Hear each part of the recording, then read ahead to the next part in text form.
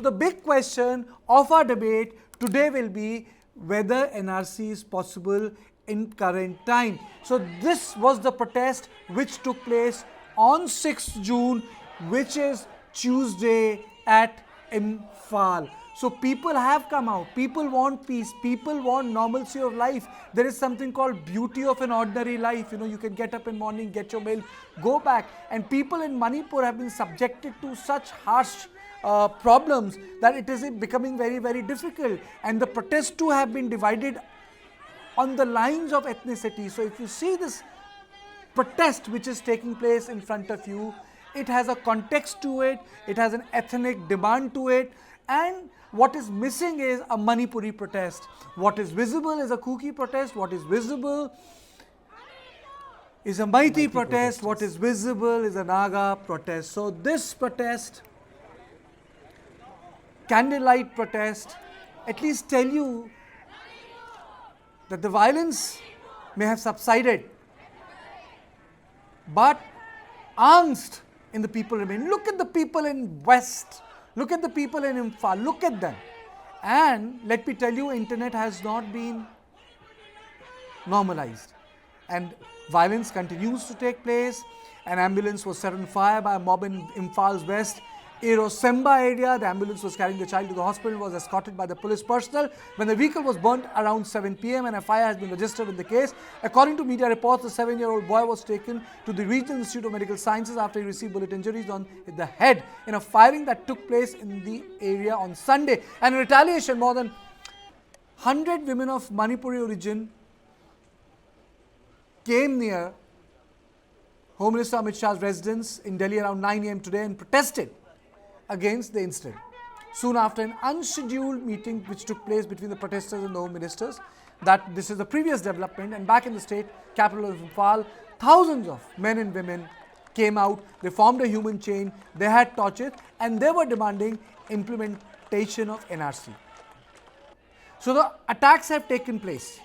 It is very difficult to procure these visuals. There is an internet ban, but we are committed to covering Manipur in entirety, in its own language, in its own narrative, and for the earnestness of news.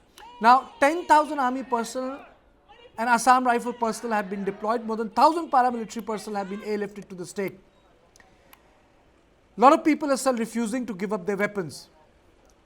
Now, the issue is, how do you get main communities to talk to each other? And is NRC feasible? That's the big question of today. And how do you end the sporadic violence? Brijesh, what do you make of these protests? And is NRC possible in Manipur?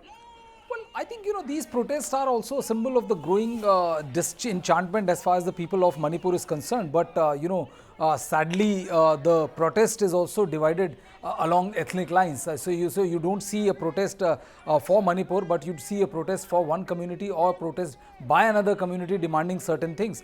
So these are protests by Meitei groups, and their 6th charter demand clearly illustrates which community they belong to. That's implement NRC, crack down on poppy cultivation, and so on and so forth. See, the problem is that NRC is a word which is NRC is basically, you don't know for sure whether you get the desired result out of that NRC or not. We saw what happened in Assam, and then, you had to kind of quick fix it through backdoor channel. So I think, the NRC demand is a demand which is by Meitei community. The Kuki community, which is approximately 35 to 40% of the population, they are strongly opposed to it. And how do you reconciliate a society in which this kind of, it's not like, that they are 5 or 7% or 10% so that the situation can be brought back to parity. 40% population is dead against the NRC. 60% of the population says that yes, 60 or 55% of the population says that yes, there should be NRC in the state. And I think the divide is so deep and the distrust is so complete that the government has a real task at hand to ensure that both sides reach even a start towards an amicable solution. General Meston, why violence has not been completely quashed in Manipur? What, in your view, has led to sporadic incidents? Is it the weakness of the grid, or is it that there is complete meltdown of the local administration? I would put it that way that perhaps it is a total distrust amongst the people there. That is the basic essence, and that is why this divide is there. And the role of the administration, the political brass, is basically to bridge this gap, to unite them. That is a battle. And countries like China, especially the PLA, they take advantage of it because it benefits them.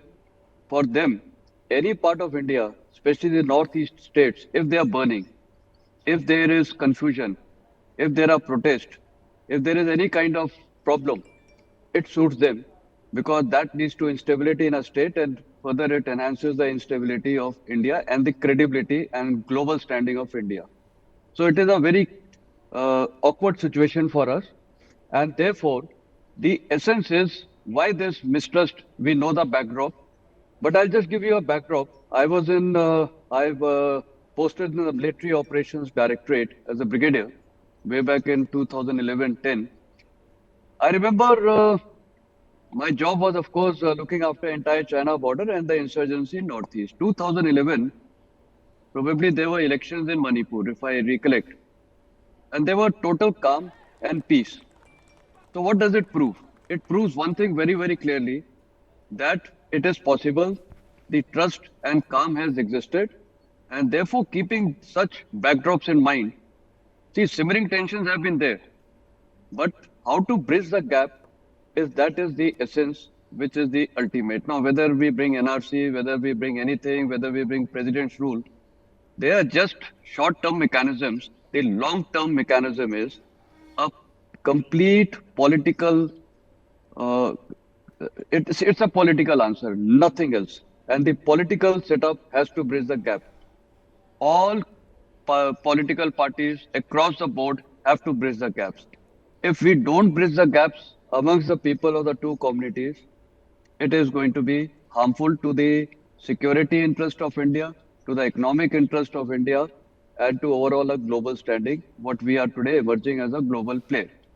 So, therefore, it is only one solution. It is a political solution. The political will has to be there. The armed forces, the Assam Rifles, can only suppress a problem for some time.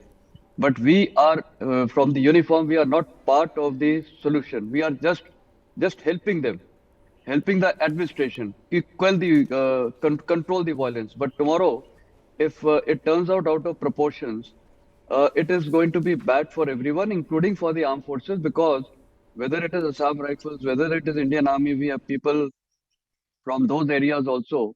And would they be? It would affect them. It would affect their families. And as on date, there are armed forces personnel whose families have been killed, whose houses have been burned of either side.